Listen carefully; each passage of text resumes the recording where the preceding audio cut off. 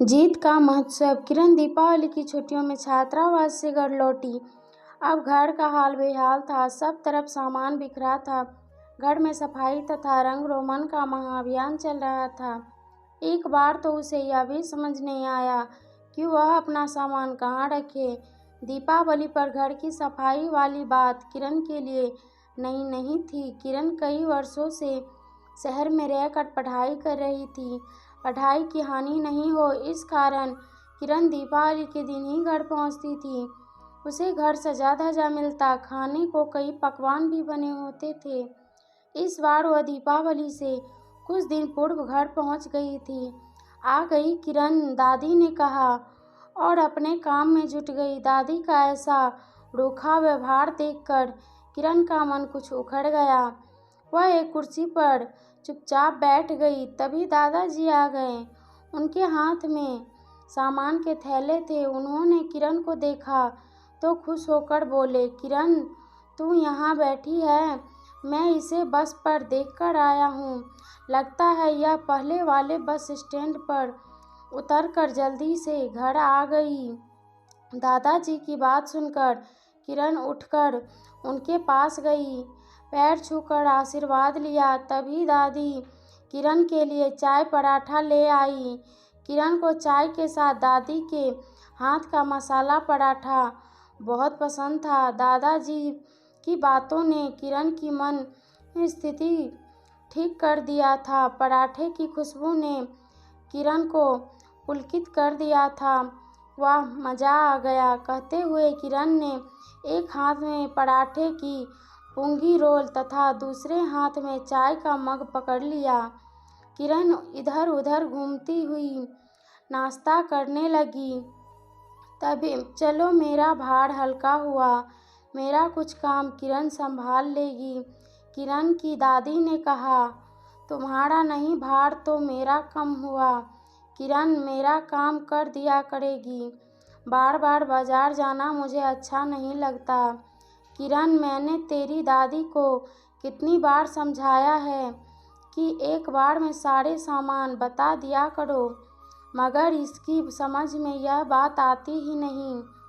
किरण के दादा ने कहा, क्यों चिंता करते हैं, मैं आप दोनों का ही काम कर दूंगी। इस बार मैं परीक्षा देकर आई हूँ। फिलहाल मुझे कोई पढ़ाई नहीं करनी है। आप बताओ मुझे क्या काम करना है? किरण बोली। नाश्ता समाप्त कर किरण घर के काम में जुट गई। दिन भर दादा दादी के साथ मिलकर काम करवाती। शाम को माँ पिताजी के कार्यालय से लौट आने पर उनके साथ भी घर बाजार आदि के काम में मदद करती रही। एक दिन किरण पुताई के लिए एक कमरा खाली कर रही थी। किरण ने देखा कि कमरे की एक दीवार पर कुछ गीली सी। किरण के अनुमान लगाया कि कहीं से पानी रिसकर दीवार को भिगो रहा है। किरण ने पानी रिसने के स्थान पर पता लगाने का प्रयास किया। किरण ने देखा कि छत की टंकी तक जाने वाली पाइपलाइन जंग लगने के कारण से लीक करने लगी थी।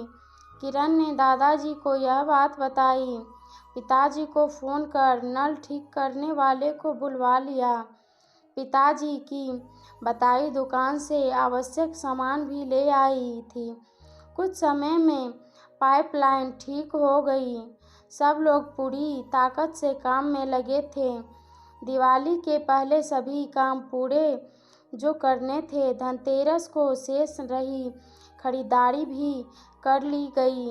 रूप 14 पर सभी ने ठीक से नहा धोकर नए कपड़े पहने तथा दीपावली के पकवान बनाने शुरू कर दिए। किरण सभी कार्यों में सहयोग कर रही थी। किरण के मन में एक विचार घुमर रहा था कि कहीं वह भी अंधविश्वास के जाल में तो नहीं उलझती जा रही।